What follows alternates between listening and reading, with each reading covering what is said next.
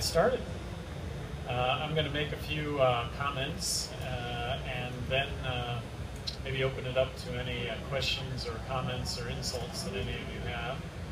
But when I was governor of New Mexico, one of the dumbest things that I saw was that half of what we spent on law enforcement, half of what we spent on the prisons, half of what we spent on the courts was drug related. And to what end? What was the result? Well, in this country today, we have 2.3 million people behind bars. We have the highest incarceration rate of any country in the world. And overall numbers. We have 1 million more people behind bars in the United States than communist China, with 4 times the population. And this is supposed to be the land of liberty and freedom? No way. And what is the root of that? Well, the root of that is the war on drugs and the fact that it really needs to come to an end, and it is coming to an end. When medical marijuana so in 1999, I espoused legalizing marijuana. Let's legalize marijuana. Let's adopt harm reduction strategies regarding all these other drugs that are out there. And harm reduction strategies, what's that all about? Well, it's about reducing the things that we really care about. Death, disease, crime, corruption. Let's reduce these things. And so 90% of the drug problem is prohibition related, not use related. And that's not to discount the problems with use and abuse, but that should be the focus. So when medical marijuana first made the scene, I will tell you, confession, I really thought that it was a ruse for people that wanted to use marijuana to be able to use marijuana legally. And I backed that. I always backed it. I was wholeheartedly behind that because it would result in, fewer arrests, fewer incarcerations, and take up less court time. I mean, I was all for it. But I had no idea the implications from medical marijuana. And if I may offer a bold prediction, I think that within 20 years, I think that 20% of all pharmaceuticals will be cannabis-based, which is an enormous marketplace when you look worldwide. Since I've taken the job as president and CEO of Cannabis Sativa Incorporated, one thing I've come to grips with is that and I realize this is a trade show, but one thing I've come to grips with is the fact that everybody knows how to make money when it comes to marijuana, because everybody's used marijuana at some point, and so everybody has those ideas, and it's kind of fun. I reviewed best idea number 181 and 182 yesterday. Somebody submitted to me some ideas this morning.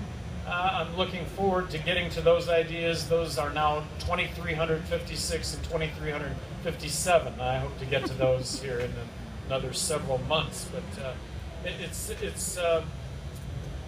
just the phenomenon. I mean, this is an easy business, and it's not an easy business. I mean, really,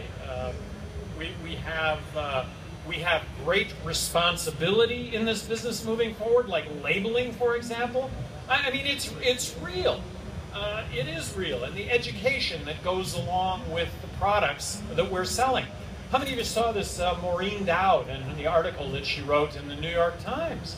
Wow, she came to Colorado. She went on a pot tour and went in and bought an edible candy bar, a chocolate apparently, went back to her room and started eating the edible chocolate, and nothing happened, and nothing happened. So she kept eating it, and she ended up, and she'd never done marijuana before, and she ended up consuming 120 milligrams of THC, and rolled up in a ball and thought she was going to die, and had to keep convincing herself that she wasn't dead throughout the evening. Well, we can laugh about that because it is laughable, but she is indicative of this marketplace right now, and I just want to point out that all of us involved in this industry right now have a responsibility to be responsible, to label. I wish, as President and CEO of Cannabis Sativa, I wish the government didn't mandate that the doses have to be 10 milligrams apiece, but as President and CEO of Cannabis Sativa, you know what? As a member of this industry, we need to responsibly do that without the government asking us to do that. Another big issue out there, big issue that is somewhat under the radar is impairment. We need to establish impairment under the influence of marijuana. Now, because nobody wants somebody impaired driving behind the wheel of a car. Right now, 5 nanograms, apparently that's active THC as opposed to urine THC, which is different. But 5 nanograms of marijuana, when it comes to impairment, is in no way impairment, in no way whatsoever. You know the snowboarder Ross, and I'm reading this so I don't get it wrong, but Ribligliani.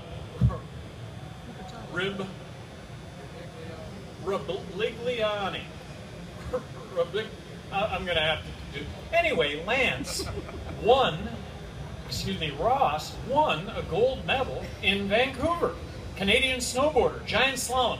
First gold medal, first Olympic medal for any snowboarder in any Olympics. And after his Olympic winning run, he had to pee in a cup, and he tested at 17.8 nanograms in his urine. Well, 15 nanograms is what the Olympic Committee has said disqualifies you. So they disqualified him. They came back and said that it could be due to secondhand smoke that he ended up with 17 nanograms. Well, I happen to know that that's not possible. You can't get that through secondhand smoke. But I'm glad that that Ross retained his gold medal, and he's a hero to me. I mean, he should have gotten a double gold medal, right? If that's impairment at 17.8, and right now the 5 is DUI in the state of Washington and the state of Colorado both. I'd like to consume that kind of impairment. The Olympic Committee acknowledged that marijuana is not performance enhancing, but what they said is that it appeases. So I had to look that up. Appeases. Well, that means that it satisfies, that it fulfills. So when you do marijuana, according to the Olympic Committee, apparently you are satisfied and you're fulfilled. So certainly that could be considered as performance enhancing. I mean, it's just crazy. Something that I've said many times, and I say this tongue in cheek, is we've all probably drank too much at one point in our lives, or maybe smoked too much marijuana, or consumed too much marijuana, and got behind the wheel of a car. Well, in my day, that was a different day, different time. Shouldn't have done it, but did it. And I haven't had a drink of alcohol in 26 years. It's something that I really think is a handicap. And for me, marijuana has always represented a much, much safer alternative than alcohol, and taking the edge off of the day when it comes to smoking marijuana. I've never seen that as an issue, and I've always maintained that legalizing marijuana will lead to less overall substance abuse, because people will find this as such a safer alternative than alcohol. But my tongue-in-cheek is that as much marijuana as I have ever smoked and gotten behind the wheel of a car, and I shouldn't have done it, but a different day, different time, as much marijuana as I've ever smoked and gotten behind the wheel of a car, I drove between the lines, I drove the speed limit because I didn't want to be pulled over for driving too slow, I obeyed all the traffic signs.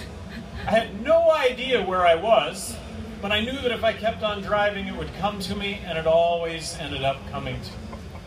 Well, We need to establish impairment under the influence of marijuana, but it needs to be actual impairment. And that's going to be a really, really interesting study. I know that a lot of talk politically is given to the fact that so much revenue is going to be garnered by all the states, and that's the reason for, really, it's kind of a push that has resulted, I think, in 57% of Americans now supporting the legalization of marijuana. But I want to point out that the tax revenues garnered from marijuana sales will get absolutely dwarfed by the savings when it comes to law enforcement, the courts, and the prisons. Dwarfed.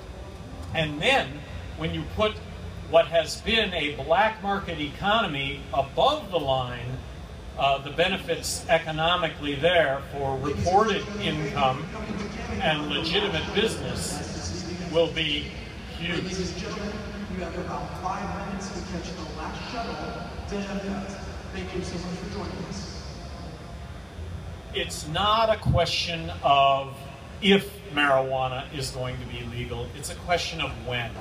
The entire country is going to legalize marijuana, and I predict that within 10 years, all of America will be legal, with probably the exception of Mississippi and Alabama, and there needs to be a couple of states that will be holdouts, but I think those will end up to be the two holdouts. And so goes the United States, so goes the world. I think it's surprising to realize that there are only 2 places in the entire world today where marijuana, cannabis, is legal, and that's Washington State and Colorado. Uruguay apparently has passed legalization, but they have yet to implement it, and nowhere else does it exist. Holland has the same laws as the United States on the books. They've just chosen to ignore those laws for decades. Portugal has, in fact, decriminalized all drugs, but decriminalization turns its back on half the problems, and half the problems have to do with selling the drug, and again, these are all prohibition-related issues. You know, an overview of medical, just a very basic overview of medical marijuana is the 85 cannabinoids that are found in the marijuana plant, and I'm taking that right from Wikipedia. Right now there's this buzz over CBD oil, which is a great buzz. And politicians are getting on board with this CBD oil, the fact that kids that take CBD oil with epileptic seizures no longer have these seizures, and the fact that CBD oil seems to work in many cases when it comes to MS, multiple sclerosis. The CBD oil works as an anti-inflammatory, whether that's taken internally or whether that's rubbed on the skin. But right now, and this is something that we need to educate everybody on, is the fact that that in and of itself doesn't tell the story at all. It's the research, it's the development that needs to go along with the CBD oil that it may not be. It may not be just CBD. It may be CBD in conjunction with THC and CBG or any of these other 85 cannabinoids that are in the plant. So again, it's really popular right now to say, yeah, CBD, that's what we need to legalize. Many states, many politicians are jumping on board on this issue, but it doesn't tell the whole story. It's the cannabis plant, and it's all of what the cannabis plant is. Then when you take CBD oil, or you just take THC, or you put them together, now you've got direct competition to all the legal prescription painkillers that are out there. And legal prescription painkillers kill statistically 100,000 people a year. Because of the legalization of marijuana, we are now, for the first time, going to actually get to see some documented cases of death. I'm sure there have been people that have died as a result of marijuana, but you know what? Not one documented case that has happened. But that is something that is going to be very sensational. It'll be headlines across the country when we have our first recorded death because of marijuana overdose, and it's coming, but keep in mind, this compares with 100,000 people year in, year out that die from legal prescription